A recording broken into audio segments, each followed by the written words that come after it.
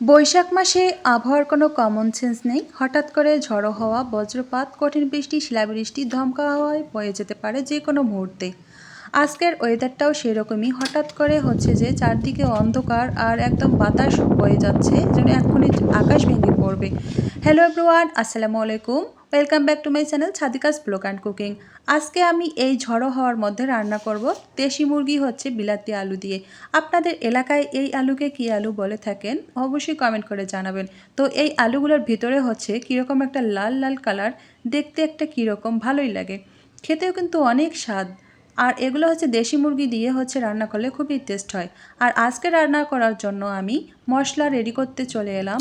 আর সামান্য একটু মশলা হচ্ছে জিরা, তারপর হচ্ছে ছোটো এলাচ, তারপর গরম মশলা, তারপর হচ্ছে আদা, রসুন, আর সামান্য একটু হচ্ছে জয়ত্রী। তারপর এখানে দিয়ে দেবো একটা পেঁয়াজ। আর এদিকে দেখতেই পাচ্ছেন কাবাব চিনি আর শাহি জিরা সামান্য একটু করে নিয়েছি। তো আজকের হচ্ছে মশলাটাকে আমি রেডি করে নিলাম। আর এদিকে হচ্ছে সেই আস্ত কেটে রাখা, ধুয়ে রাখা, পরিষ্কার করা মাংসগুলো চেয়ে চেয়ে দেখছে কখন আমি তাকে রান্না করব। আর পেঁয়াজগুলো এখনও কাটা হয়নি, এক্ষুনি কেটে নিব। আর এদিকে হচ্ছে আলুগুলো কেটে নিয়েছি, চলে আসলাম। আর এদিকে দেখেন আজকের আবহাওয়াটা কীরকম, বাতাস বয়ে যাচ্ছে, যে কোনো মুহূর্তে যেন আকাশ ভেঙে পড়বে। আর আমার কিচেনের হচ্ছে ডান দিকে খুবই হচ্ছে যে একদম কালো অন্ধকার হয়ে গেছে। আর বাম দিকে হচ্ছে এরকম বয়ে যাচ্ছে বাতাস, গাছের পাতা হচ্ছে এমন জোরে শব্দ করছে যেন যে কোনো মুহূর্তে ভেঙে পড়বে। আর এদিকে আমি চুলায় রান্না করছি, পেঁয়াজগুলোকে ভালো করে হচ্ছে তেলে ভেজে নিব। আজকের রান্নাটা খুবই ইজি পদ্ধতিতে হচ্ছে যে আমি রান্না করেছি। আপনারা দেখলে বুঝতেই পারবেন আপনার রান্না থেকে আমার রান্নাটা কতটা হচ্ছে যে ইজি। তো সবাই সম্পূর্ণ ভিডিওটি অবশ্যই দেখবেন। এদিকে পেঁয়াজগুলো হচ্ছে ভাজা হয়ে যাওয়ার পর সেই রেডি করে রাখা হচ্ছে মশলার গ্রেভিটা এখানে আমি হচ্ছে দিয়ে দেব। আর গ্রেভিটা হচ্ছে রেডি করার সময় সামান্য একটু পানি দিয়েছি, আর পেঁয়াজের হচ্ছে যে পেস্ট করার জন্য হেল্প করেছে। তো বাটাবাটি হচ্ছে করা খুবই কষ্ট, আর ব্লেন্ডারে করে নিলে খুব ইজি হয়ে যায়। এদিকে হচ্ছে আমি দিয়ে দিলাম মরিচ গুঁড়া আর হচ্ছে যে হলুদ গুঁড়া। যেহেতু এগুলো হচ্ছে পাউডার, তাই হচ্ছে যে মাঝামাঝি পর্যায়ে দিতে হবে, যখন একটু হচ্ছে যে পেস্ট মানে মশলাটা হচ্ছে শুকিয়ে না যায়। তারপর মশলাটা কষানোর পর এখানে দিয়ে দিলাম মাংসগুলো ভালো করে মশলার সঙ্গে ভালো করে অ্যাড করে নিতে হবে।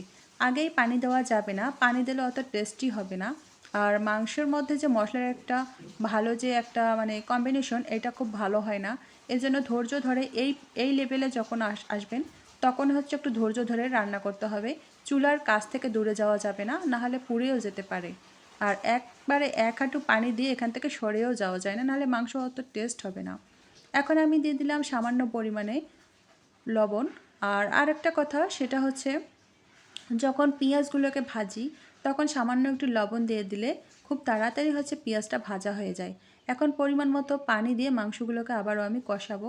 এখন কষানো হয়ে গেছে, এখানে দিয়ে দেবো আলু। এখন আলুগুলো দিয়ে দেওয়ার পর আবারও হচ্ছে আলু আর মাংস বাকি সিদ্ধ হওয়ার জন্য আবারও দিয়ে দেবো পরিমাণ মতো পানি। আর আমি এখানে যে পানিগুলো ব্যবহার করেছি এগুলো হচ্ছে হালকা উষ্ণ গরম পানি। এখন দিয়ে দেবো পরিমাণ মতো। রান্না হচ্ছে টেস্টি করার জন্য স্টেপে স্টেপে হচ্ছে যে পানিগুলো হচ্ছে ইউজ করতে হয়। একবারে পানি দিয়ে সিদ্ধ করলে সেটা স্বাদ হয় না। এখন লাস্ট পর্যায়ে হচ্ছে আমি দিয়ে দেব পানি, আর পরিমাণ মতো পানি দিয়ে দেব, যাতে হচ্ছে সিদ্ধ হয়ে সামান্য লেভেলে চলে আসে আর হচ্ছে ঝোল একটু থাকে। দেশি মুরগিতে একটু হালকা ঝোল ভালো লাগে।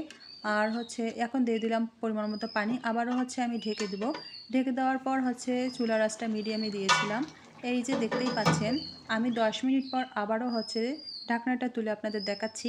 আর এদিকে আমার রান্না শুরু থেকে শেষ পর্যায়ে ওয়েদার যেরকম ওই রকমই ছিল। তো বৃষ্টি আসেনি, কিন্তু চারদিকে ঘন অন্ধকার হয়ে যাচ্ছিল, বাতাস ছিল, ওয়েদারটা হচ্ছে একদমই ঠান্ডা ঠান্ডা ছিল।